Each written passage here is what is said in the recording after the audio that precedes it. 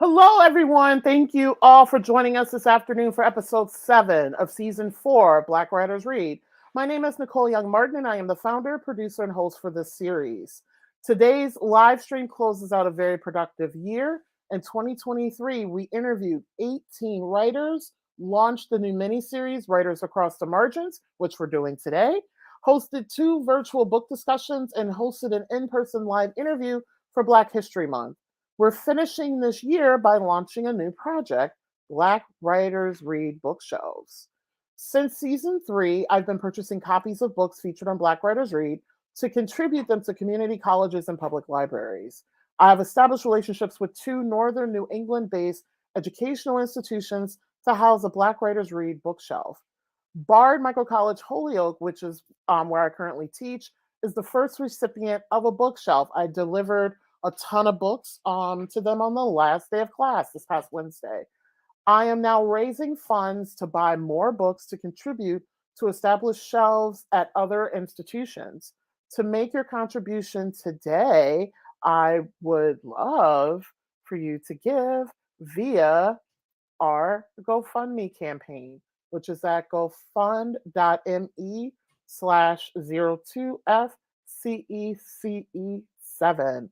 I will be sharing the link throughout our conversation and also too in the recording and in the audio podcast. I remain beyond appreciative for all of your support. So thank you so much for continuing to join us on this journey. And I would love to get today's conversation started.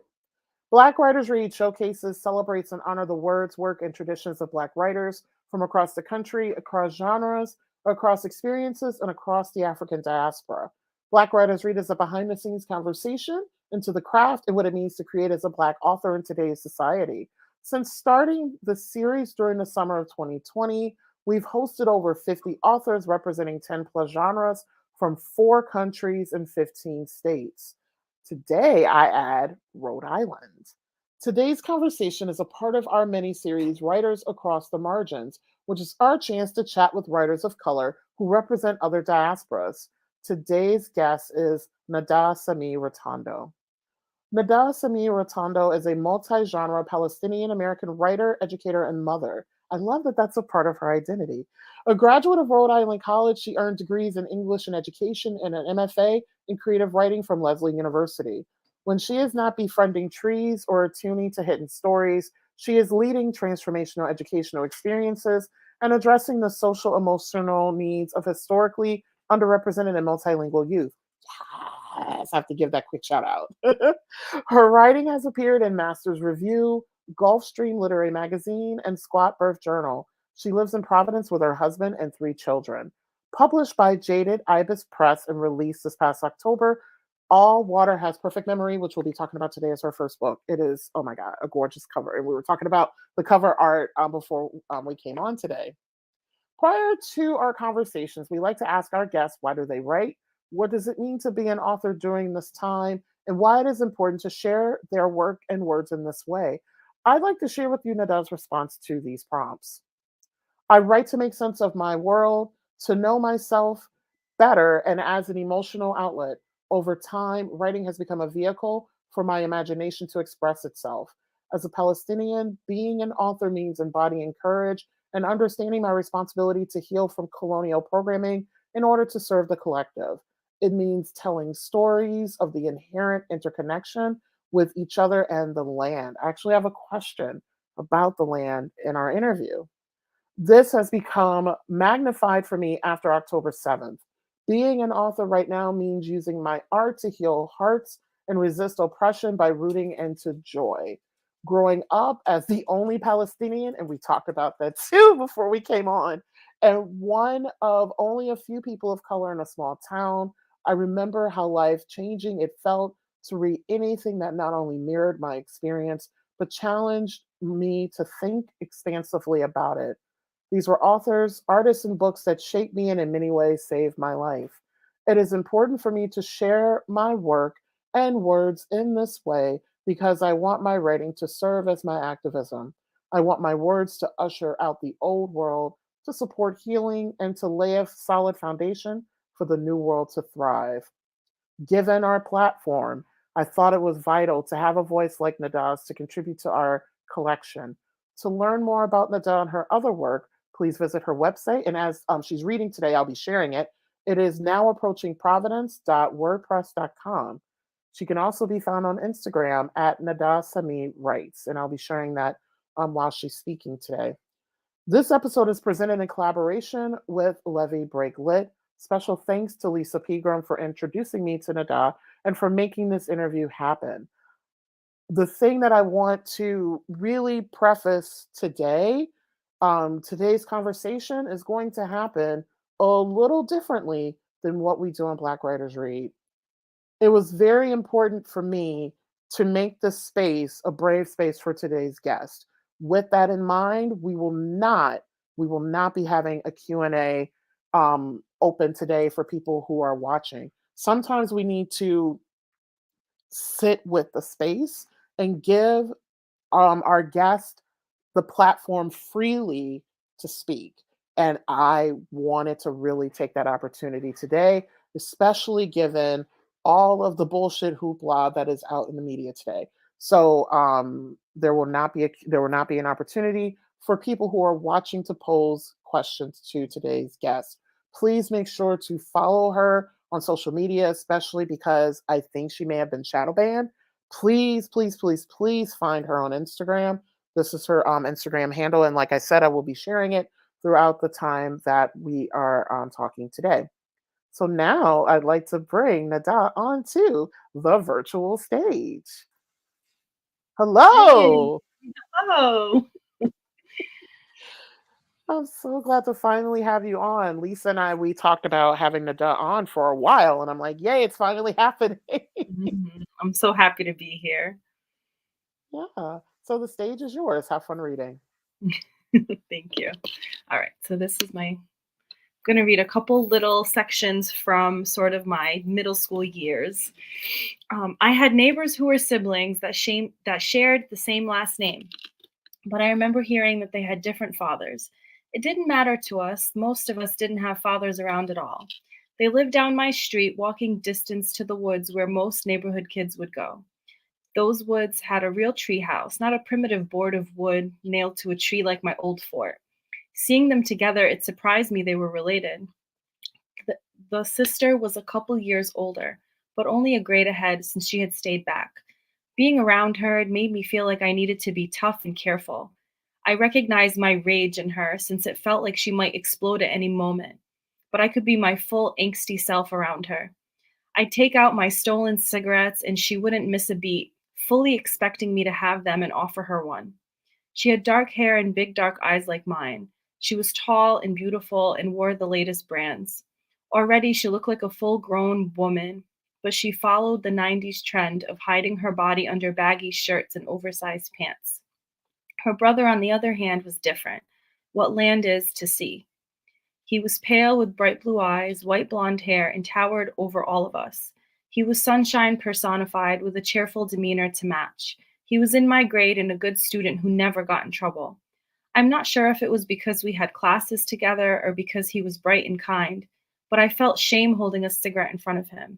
He had this natural leadership that emanated from his pores, and he was never afraid to show it. I remember being in the treehouse with him and a group of kids. I took my pack out along with a box of matches. Fearless and without malice, he asked, "You smoke?" I felt heat flush to my face as I responded hesitantly, "Sometimes." "I didn't think someone like you smoked," he said without a trace of irony in his voice. Flustered, I replied, "Well, I'm trying to cut down." We marched through the woods together, never clear where we might end up. We reached a clearing where a new house was going up. It was a half-finished raised ranch, and the garage door was hanging partway open. I had never seen a house in progress before, with its exposed wood beams and freshly laid floors. I'd only seen houses once they were settled, fully furnished with squeaky floorboards, blankets tossed carelessly on the floor. I never witnessed a kitchen or bathroom in progress, without dishes in the sink or hair in the drain. I'd never known a raised ground floor without floodwater in the basement.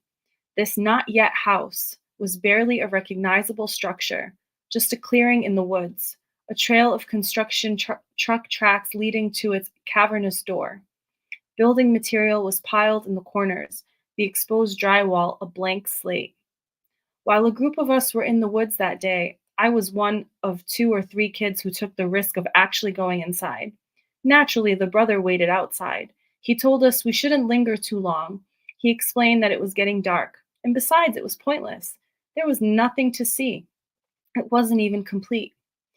I walked cautiously through the dark hallway, running my fingers over the raw, unpainted walls. The parallel between newly constructed and newly demolished struck me. The same smell of raw wood, the same piles of construction debris and tools in disarray. It reminded me of the other times I'd seen messes like this. Like our neighborhood in Kuwait after the bombings, with the shattered glass windows and the smoky mountain of burning trash after collection stopped. Or in my uncle's house, moving the mattresses out of our flooded basement bedrooms into the living room. There was still one major difference. This was the first time I had been so close to intentional creation. It felt a little like dawn, fresh and clear, a day unmade. I walked out of that unfinished house feeling different than when I walked in. I had barely started high school, but I had already assumed my life was decided, my fate set. I turned back to look down the hallway one last time toward the empty rooms, air vibrating with questions. Who would live here? What would their lives be like? What colors would they paint the walls? It took me years to pin down what I felt that day, the thrill up my spine, electric currents sparking off my fingertips. It was something like possibility, and it was endless. I just have one more little section. This is called Color Torah. This is in high school in '02. In high school chorus class, a white classmate called me Brillo Head. In between our do-re-mi warm-ups, he caused the line of altos to chuckle as he asserted his preferences over brands of dish soap. The widening eye of adult scorn fell upon the entire soprano section when our chorus director noticed the smirks. He saw my reddening cheeks, assumed I was in on it, and stared at me for a long time to express his annoyance. All this while conducting our directions, open hands signaling rounding notes, a jerking point above his head, a sharp upturned note. Wade in the water. We belted out lyrics we didn't fully comprehend. I felt myself glaze over as my diaphragm expanded and contracted with the notes. As a coloratura soprano, I was in the front. Sopranos keep the melody, coloratura sopranos add the color, the cream on top. I feigned disaffected youth in an instant. Layers of trauma encased me in a protective shell I could invisibly slip into, even as my vibrating windpipes pushed the sound above everyone's heads. Growing up, I was one of a small handful of people of color in the suburban town of Johnston, Rhode Island in the 90s. I learned to shapeshift at an early age. Look like a band that Moses led. There was a break in the sound, adjustments were made, and music papers shuffled. The moment our director's attention was averted, the boy was back at it, his running joke. At home, do you wash dishes with your head? I met his eyes with mine and made sure I gave the biggest eye roll I could manage. You must scratch your own hands when you touch it, it's so rough.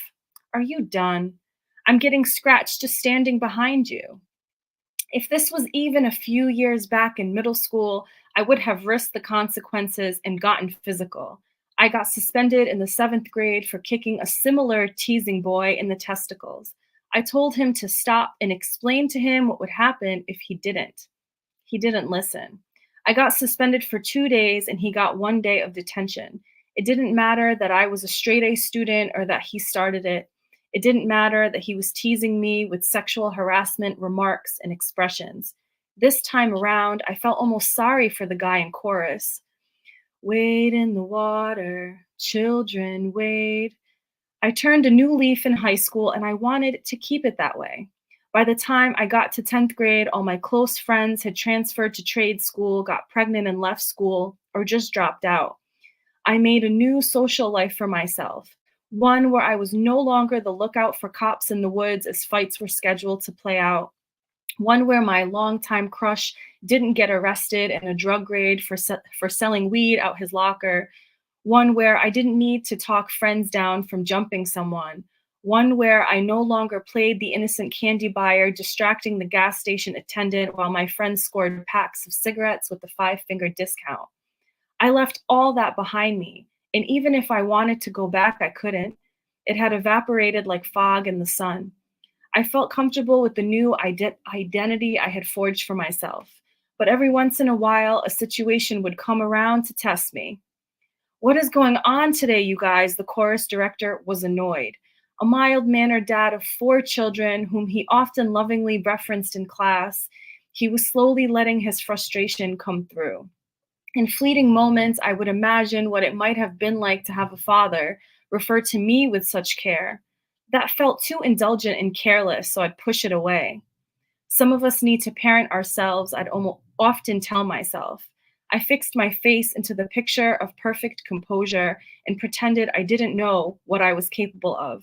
A good actress. Jason, stop it, that's fucked up. A tiny whisper from an alto in the row behind him. An underclassman speaking out to a senior, a suburban school anomaly before the age of anti-bullying training. I was momentarily stunned. My new identity could unfold undisturbed yet another day. What? It's funny, he retorted, but quickly stopped. His audience abandoned him. Voices are categorized according to several factors: size, weight, color. While a dramatic soprano is rich and powerful, a coloratura is known for their high range and thus extreme agility. His alto was a murky brown that day, while my coloratura soprano was pale blue, lightweight, expansive, and ever agile. God's gonna trouble the water. All right, and that's gonna be it for me today. It's so it's like you read the book, but it lands differently when you hear, especially the author, read it. Are you gonna do an audiobook version of the book? I would love to. I had asked the press about it actually, and it was like sort of in the works. I do have access to a studio here in Providence. It's just about like all these other logistical pieces, and it like kind of went in like the back burner because of obviously all the events happening after Right. October. So I would love to revisit the idea. It just isn't like at the front of my list currently. Yeah, that makes sense.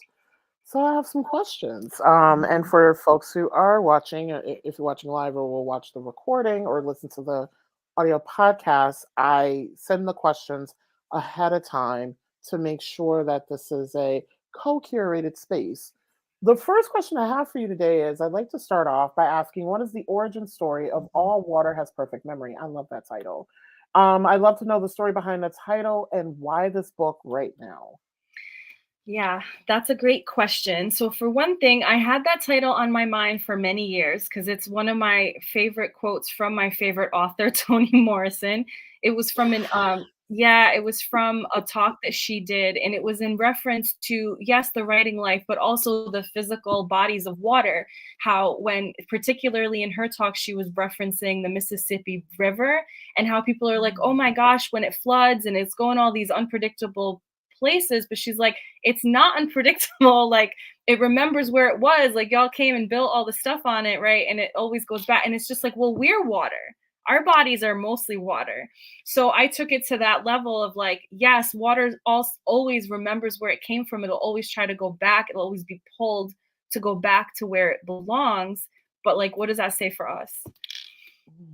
Yeah, and as for the origin story, so it was mostly written. So there's bits and pieces that were written like years and years ago, but the like actual sitting down and like really putting it all together, I had the catalyst for that. A, because of the pandemic, because I was home teaching on Zoom and just had this time that I wouldn't have had otherwise.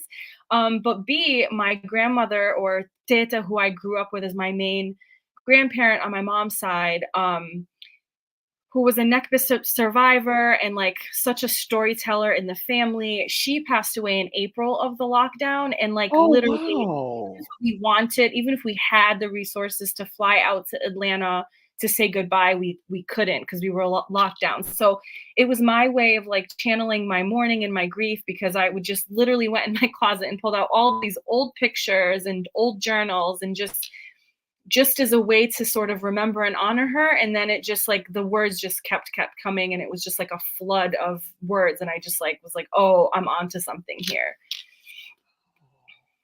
Yeah, because let me see if I can find it. I love this picture so much. Yeah. It's you as a baby with her. And Yeah, I so that love really this shows picture. yeah, and I go all the way back to my great grandma. Like it goes all the way back, but like that picture, it just encompasses perfectly. Like, yeah, that's the matrilineal line that's like in focus for the book. Yeah. Yeah, and it takes us to the next question. And this is why I say this book is so universal. All Water Has Perfect Memory takes the reader on a journey via maternal lineages. I'd love for you to share more about this particular rendering within your memoir and how it sets up the mission of your narrative.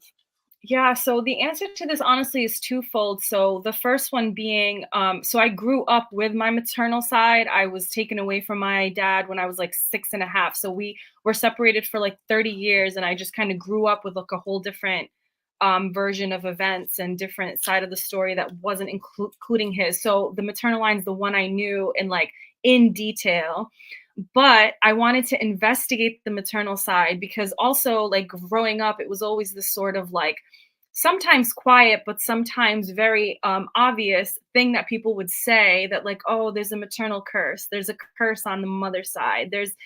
And then as I was kind of developing my narrative and digging deep into my memories, it was like, okay, is it a maternal curse or is it colonization, right? It's like Oh, we can look at it all wow. these ways. And then the actual physical biological thing of mitochondria, I learned, is passed on maternally. So my mitochondria is literally the same, right? It got passed on from all the mothers, like way back in time. So it's like, what is it that's in me that's now being sort of like activated on from my maternal side that like has to be sort of expressed or told? Yeah. Wow. That says a lot now. Because at first I was like, did you visit the maternal lineages? Because you do mention like giving birth to your children in this book. I was like, maybe it's that, but no. Wow. That is intense. Yeah, it's a lot. Boy, ooh, girl. Because I asked a question later about self-care while writing. We're gonna get there. In Hmm. All Water Has Perfect Memory, you offer beautiful descriptions and imagery of spices in nature, particularly connected to your family's homeland of Palestine and the countries along the way on the journey to the United States. What experience have you created for your reader through this imagery, and why would you like for your reader to experience the world within the text in this way? Yeah, I love this question. So, for one thing, the experience I wanted to create, for one, is like a sensory experience to call people in, to invite people in. But also, it's like a very, I think, Arab or Palestinian thing to do. We're very hospitable people, very generally like generous, and like you can't like interact with an Arab in your life without being like, no, wait, you sit, no, wait, let me get you coffee. What do you need to eat? Like, are you okay? You Yes. know. So there's that, right?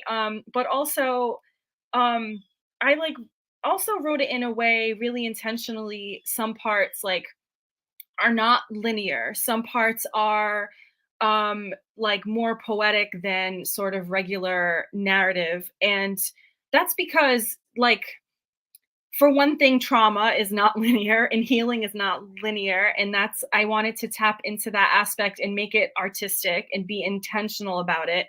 um and also, it's like a sense of also sometimes our mental states as people in diaspora are scattered, so I wanted to like embrace that as well.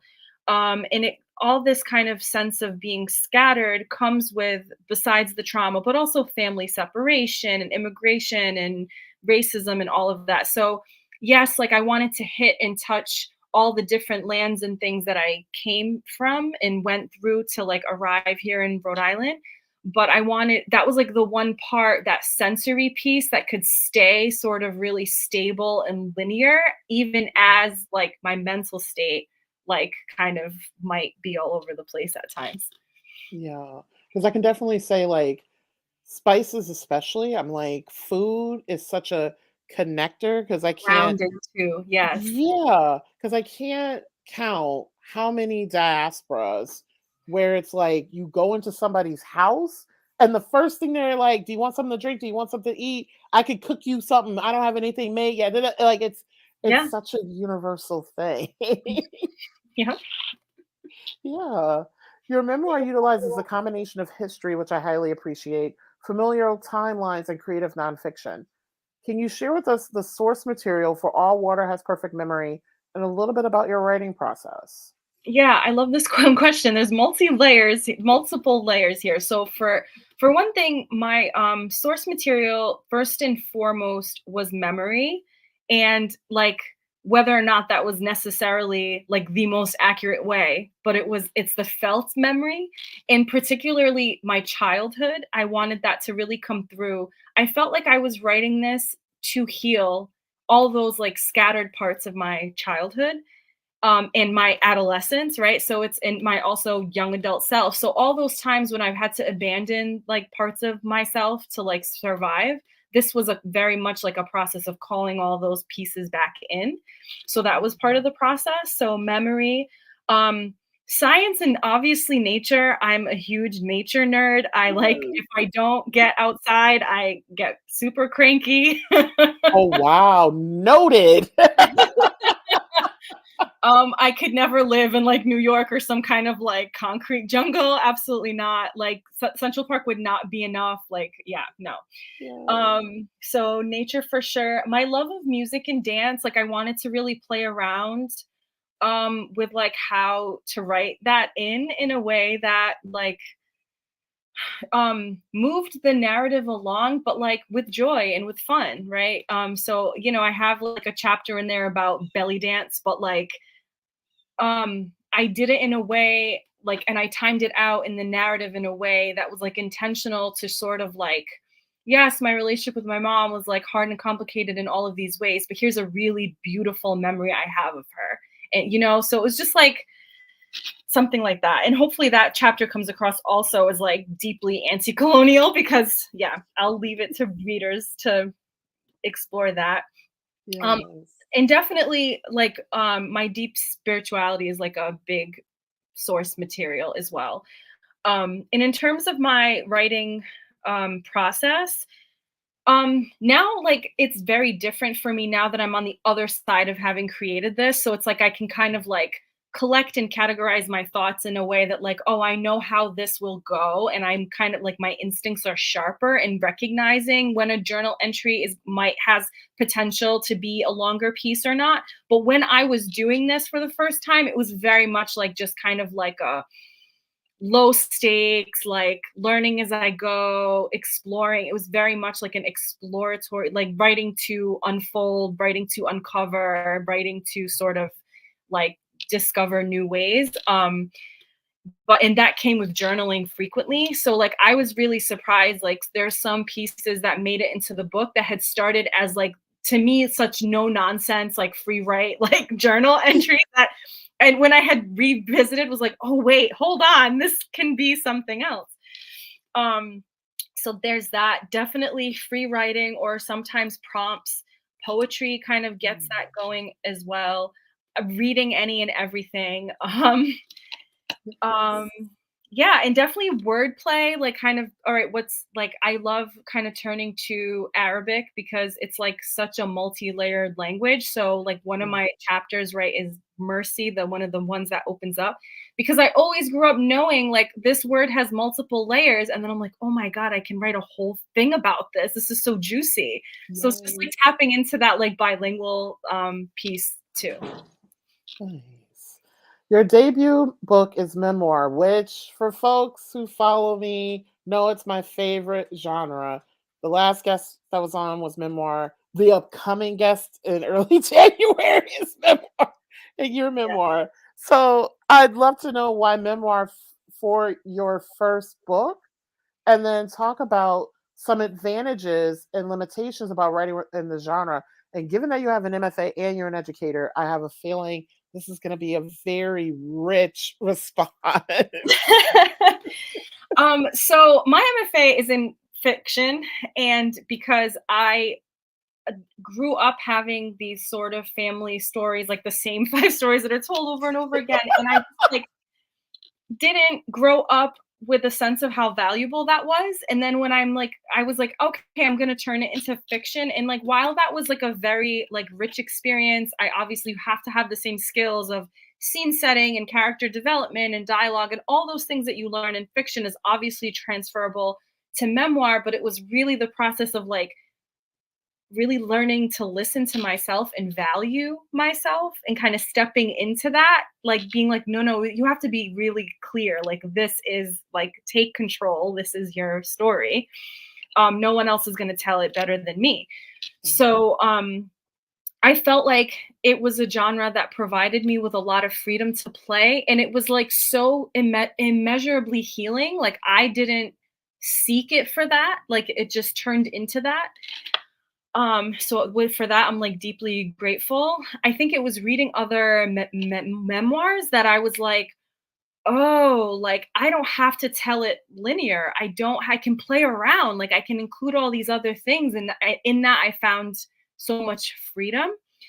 And yeah, as an educator, it feels like it is a rich thing to then go and teach that process to other. It's like, there are things that are not off of the like, sort of surface very obvious that it's going to be a storytelling tool, but like memoir gives you all this freedom that, yeah, that random little spoon that you might have gotten from a flea market, or that thing that you got from your mom or whatever, can really turn into like unfold into this really epic and deep story. Right. So yeah, I found it to be a very freeing um genre once I gave myself permission to really like tell it straight, right? Like to not sort of shroud it in fiction.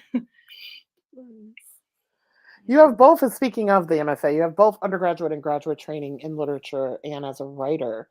How has your skill and craft evolved, would you say, since finishing your MFA? And then how do you keep your craft sharp? That's a great question. I think a big part of it, again, for me personally, is because I'm not getting, like, not having grown up seeing people whose experiences mirror mine in the literary canon. A lot of it really was relying on intuition and trusting myself. And that really took practice. So it wasn't just like, yes, I can master all these craft and all these skills, but it's really like owning my story and owning the process of getting to my story and giving myself permission to speak out. Like nobody, like I think it was just like a realization through the healing process of writing this that like nobody is going to like green light or give me permission the way that I'm gonna give it to myself. So I think part of it is also, and I did write, yeah. So part of my process too that I had to learn to trust, it was that like I like to think big, like the theme, and then kind of work my way down from there. So I knew it was going to have a theme of water, like, and it was just kind of the fun and exploring, well, like how can I insert it in all these different ways? Because that's the thing, like I'm really hungry for ways like in like to learn that toolbox that like, yes, I can tell a story, but what are my tools, right? To like be able to know I have a variety of ways to tell it so that I can pick the really like the best way for this particular piece that's going to hit the way I want it to hit, right? So because that was a choice and an option. Like I always knew growing up the story of like leaving Kuwait during the bombing. Okay, cool. But like how did I want to tell it in a way that was going to really give that my child self like to resonate best with that, but to also just sort of like paint it in a way that's like different from what I've seen because I wanted it to really like reflect my personal experience with that story that we hear so often throughout the world, throughout time, people having to leave because of war or, but it's like, how do I do it in a way that like honors my childhood experience, but like, again, plays with it and makes it fun?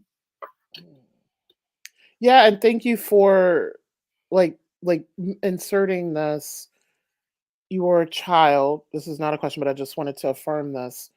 And you were leaving and forced to leave due to war. So thank you for, for that framing it that way, because it's so important for people to hear that. And I think a lot of people dismiss what happened and what is happening. So thank you for that. Thank You you. had an amazing opportunity to work with Lisa Pegram, who Black Writers Read has and continues to collaborate with on a regular basis. We know her as a writer, publicist, curator, and acquisitions editor for Jaded Ibis Press. She has nurtured some beautiful collaborations for us. Similarly to our last guest, Minda Honey, you also got a chance to work with her as an editor. What was it like working with Lisa as an editor and collaborator on All Water Has Perfect Memory? Yeah, it was wonderful. I mean, I'm so grateful that I already had this like relationship with Lisa from our MFA days. And so it felt very much like I was working with like a family member. Like I really love and trust her. But it was so nurturing, but like in a way that had really clear boundaries and in a way that was like going to hold me accountable to be like, yes, okay, I get what you're trying to say, but here's like, how do we say it better? How are we clearer? How can we be more brave? How can we be more fair? That kind of thing. So it was kind of like that nurturing sort of with therapy, but also like I was talking to a family member. Like it was just such a like joyful experience. And I don't think anyone else would have gotten the book to be as good as it was besides her. Like I really truly believe Oh, that. Yeah. nice. Yeah, shout out to Lisa, which I didn't, because I was wondering, I was like, she went to Lesley, you went to Lesley. I was wondering if that's where y'all met. Yeah. That's where we met. Yep. Nice. Which also shout out to Michael Mercurio, who Yes. makes a lot happen. He's also a Lesley MFA grad, and he's made a lot happen for Black Writers Read Yeah. too. He's amazing. Yes. As memoirs fictionalized exploration of the self, what have you learned? This is a pretty like detailed question, so we'll start it over. As memoir is a fictionalized exploration of the self, what have you learned about yourself while working on the book? I'd also love to know what you did and do for self-care when writing about such personal experiences, and also during these times of extreme trauma and violence and displacement in your family's homeland and the diaspora. Then what advice, it's a multi-layered question, would you offer to someone who is currently writing their memoir? Mhm. Yeah. So I think it makes sense to kind of work it backwards. So definitely I was in therapy throughout like before and during like the writing of it, like full disclosure, like you can't do this stuff alone. Like it's very hard because you're in a constant state of like reliving, reprocessing, and a lot of times for us, like re-traumatizing yourself, right? And like you're taking it and reshaping it into something new and basically alchemizing, right? Like you're taking the trauma and you're combining it with art and you're alchemizing it to heal it into something new.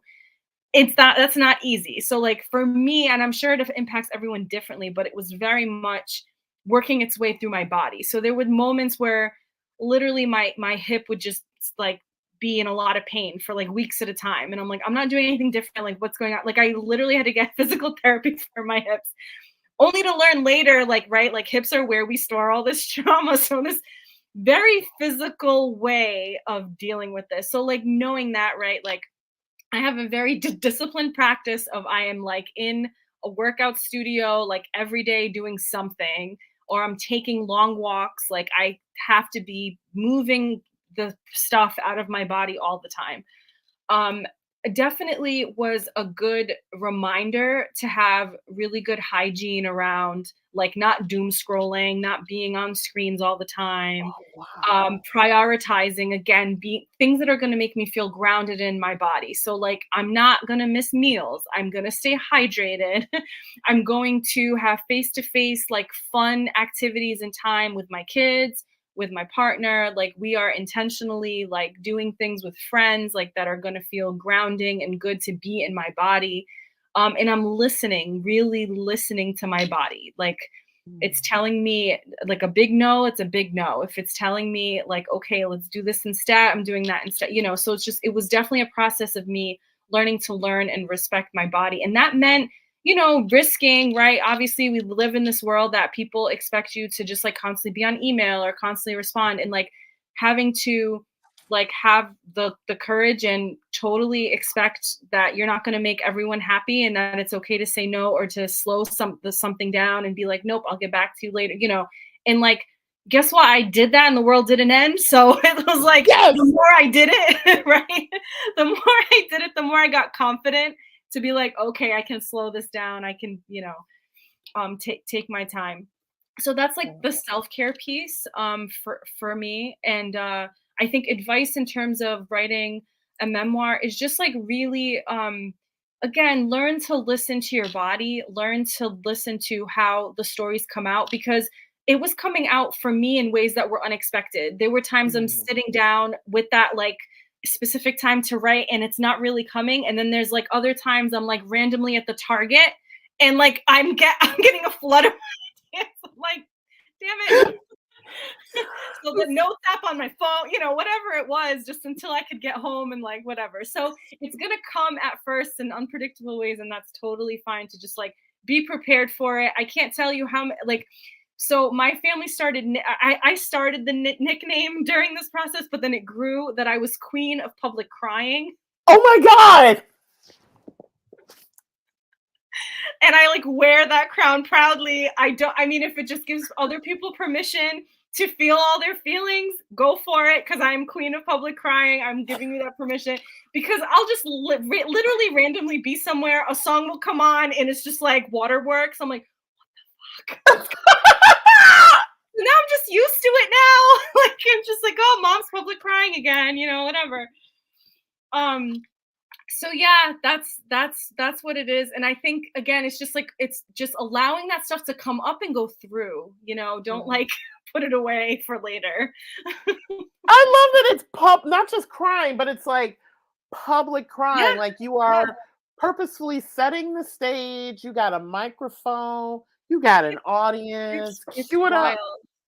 It's wild. Yep.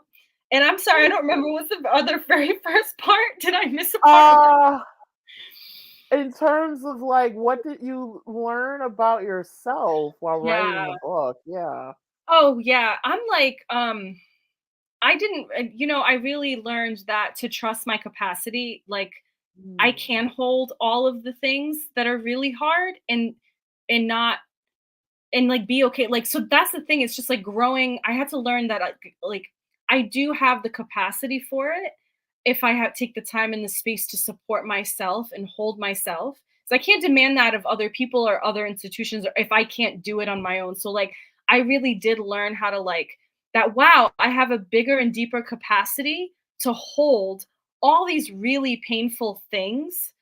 I've been Palestinian my whole life and I didn't realize that that's what it was building me up for, that like I do have this capacity to hold all these horrors and but persist, and like with joy and with flair and with like still dancing, still singing, whatever, and it's like Yeah.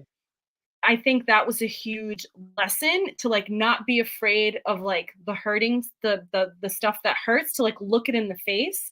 And I think that came through in some of my sections, surprisingly, in some of my chapters. Like when I started out writing one of my chapters about my early motherhood experience and the separation from my son's father, and it was just like the flashbacks also of like I had that included of a really painful like domestic violence moment with my between my mom and my uncle, and it was like what like I had a piece in there where I was just like, yes, like I do have this rage, and yes, I do have this like trauma, but like what I learned to do is just like meet her, face her, and offer her, I think I worded it like soft moss for her to sleep and be comfortable. Like just taking ownership of that and being like, invite her in and here's your soft little place to be. And that was a surprise even for me. Like I didn't have the language for it. But yeah, I think memoir is so deeply personal for everyone. So I'm sure again, everyone's gonna have a different experience. But it was really a reminder in like I do have the capacity to meet these things that really like shaped my life. Yes, trauma shapes your life, it shapes your body, but so does healing. right? Yeah. So it's like having that understanding. Yeah, I wanted to share, because you are getting lots of love in the comments. I Aw. wanted to share a particular like love that you're getting from one of my biggest supporters, Guinevere. She says, "Thank you so much for affirming," and I think that's about the crying that you mentioned, for affirming that it's okay to be human. So I just wanted to share Aw, you're that so affirmation with welcome. you. It's okay to be human. It's more than okay. It's like literally what's gonna save us, Yeah, right? It's like remembering that we're human. yeah. So the next question that I have is, as a Palestinian American writer, why is it important for you to have work present within both nonfiction and fiction genres? How do you wish for your work to contribute to the literary canon? And then, what is the responsibility that you assume from your intersection identities to culture, storytelling, the Mhm. published page, and if at all, and especially to yourself and to your family? And then, how would you like for All Water Has Perfect Memory to contribute to your larger body of work? Yeah, that's amazing. So again, I'll go backwards because you'll remind me if I forget something. So like I am very blessed that this was my first sort of this is my debut, because everything that comes after this, it sort of like feels like the way got paved for me in my, again, allowing my trauma to come out and for me to like Mhm. alchemize it and heal it and turn it into art. So like everything that comes will be like after that will be kind of following a similar footstep.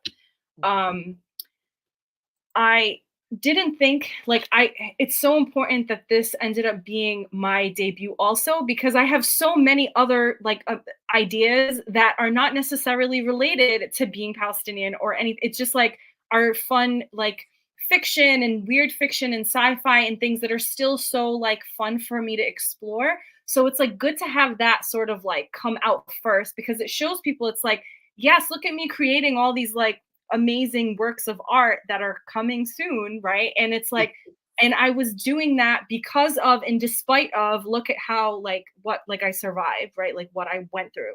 So it is sort of a reminder of like I want people to embrace like all their shadows, make them their friends, because it's like that's Mhm. what's going to allow you to have the courage to sort of go out and create whatever. And for people to really know that it's like, yeah, you can go through, you can come from generations of really hard stuff and like still create. It's like what you're here to do. Nice. And then the last question that I have for you is, what is next for you, and how can the Black Writers Read community support you on this journey? Yeah. So I am working on my second memoir, but this one is like now the paternal side. So I'm switching over to that. And it's specifically about the visit that my husband and I were able to have in 2021 to reunite with my father and my father's side of the family for the first time in 30 years. So that's going to be juicy. So it's during that 2-week trip, I'm gonna kind of like magnify, hone in on like certain aspects of that trip, my dad's side of the story, his experience, but also learning things about my patrilineal side that I hadn't known. So like I always grew up, for example, with my grandmother's Nekbit experience. Now I get to hear about my father's side experience, Nekbit experience, which was obviously, still tough, but just different. Like they had a Mhm. different path out of Palestine. Um, I'm excited because it's like I'm fascinated and always have been by like sibling relationships, because I grew up as the only child, and then just like to sort of connect and learn that I actually do have half siblings, and that they were looking for me actively. They Wow. like grew up with stories of me and pictures of me, and like my grandfather sitting them down and being like, it's going to be your job to find her kind of thing. That's just gonna be a whole like so for I'm having fun exploring what folklore, what fairy tales, what kind of story I could tap into to like play with that, because it's a very, I don't know, it's a very crazy story. um Hmm. but yeah, and I have like 3 or 4 other like fiction things in the works. One of which I'm super excited about is a series, a young adult weird fiction, historic weird fiction series. Yeah, about a girls' orphanage that used to exist in Cranston, Rhode Island, in like the Victorian era. It was operated for a little under 100 years. Yeah, and most of the inmates were, of course, Indigenous, Black, and immigrant girls of color. Yeah, and it's that's going to be really juicy. So each book, so I'm kind of envisioning that each book is a highlight of a different girl as it moves through time, but instead of just being historic, that it's some weird fiction element in there. So whether they discover they have a power, or whether, I don't know, I'm playing around with that right now, and I'm actively like putting it out into the universe. I'm seeking an agent. I'm like preparing my material for that. I would love an agent to just kind of make that like take that stuff off of my plate so I can just more fully focus on the art making piece. But yeah, it's exciting stuff happening. Let's manifest it for you. Yes, I don't know why this is my manifest dance, but Anyway, it works. yes. So Nada, thank you so much for starting your Saturday afternoon with us. This You're so means welcome. so much that you took the time to chat with me today. Um, just such a beautiful conversation. And folks, I do hope that you purchase a copy of this.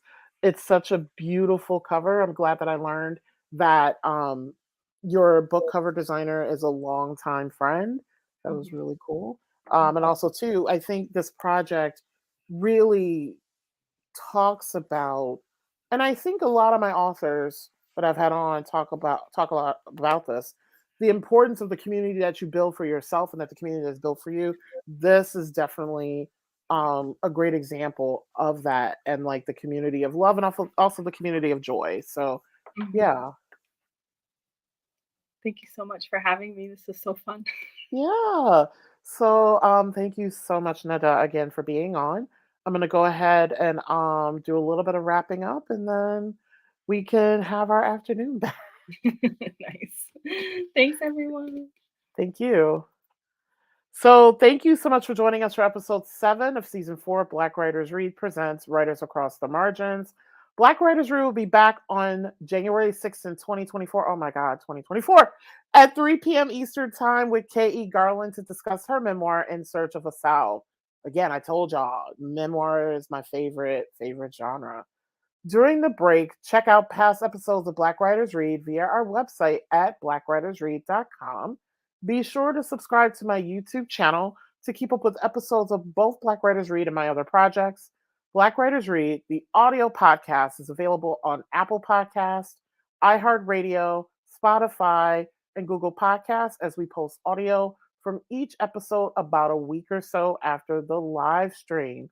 And again, I want to share the link to the fundraiser that we are doing to continue establishing Black Writers Read bookshelves at community colleges and public libraries. I didn't mention this earlier, but the biggest reason why I felt called to do that is I've spoken and performed at different community colleges and like community based spaces. And while they have libraries, they have a lot of the classics. They don't have a lot of contemporary writers. And I think that it is especially important for students and educators to have access to those works. And so please join me in this effort. The link here is on the screen. GoFund.me/02FCECE7. I'm going to come up with a better link for URL for that. I've purchased books already, like All Water Has Perfect Memory. Every time I have a guest on, I purchase a couple of copies to then put into these libraries. It would be great if we could purchase more and that I had a bigger capacity, which is why I started this fundraiser. So thank you all for spending your afternoon with us, and more importantly, for ensuring that BIPOC authors continue to matter. Have a great holiday, and I hope you are able to spend amazing time off and beautiful time with loved ones. Have a great end of the year.